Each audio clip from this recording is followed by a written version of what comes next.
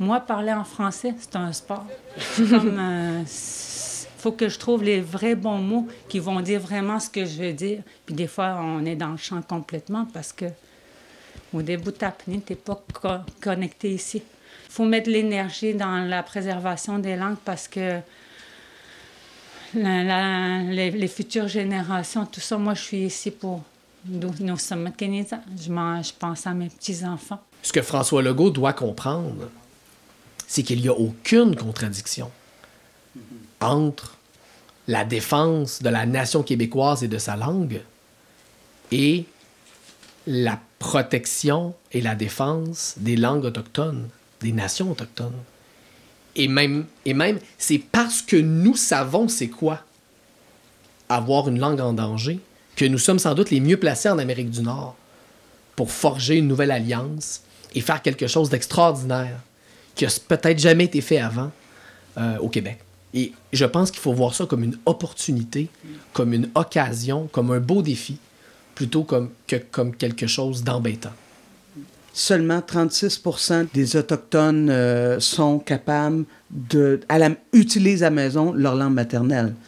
Il me semble que comme Québécois, on est capable de comprendre que là, ça fait danger, danger, danger. Aujourd'hui, on demande au gouvernement du Québec de rédiger et d'adopter une loi sur les langues autochtones avec les représentants des 11 nations autochtones.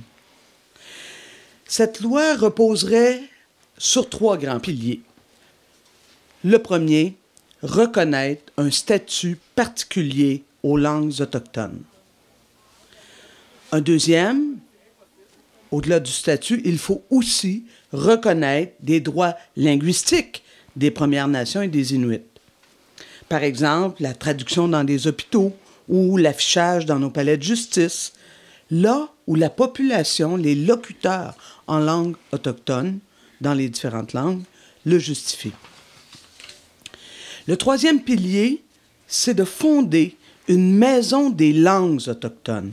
En fait, une maison dirigée par une équipe autochtone avec comme mandat de revitaliser lorsque nécessaire, de protéger, de valoriser et de promouvoir les 11 langues autochtones au Québec.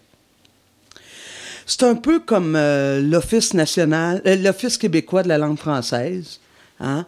Mais ce serait exclusivement pour les langues autochtones et organisé, géré par les Autochtones. C'est ce qu'on va donner au premier ministre au retour de la prorogation dans ce nouveau Parlement.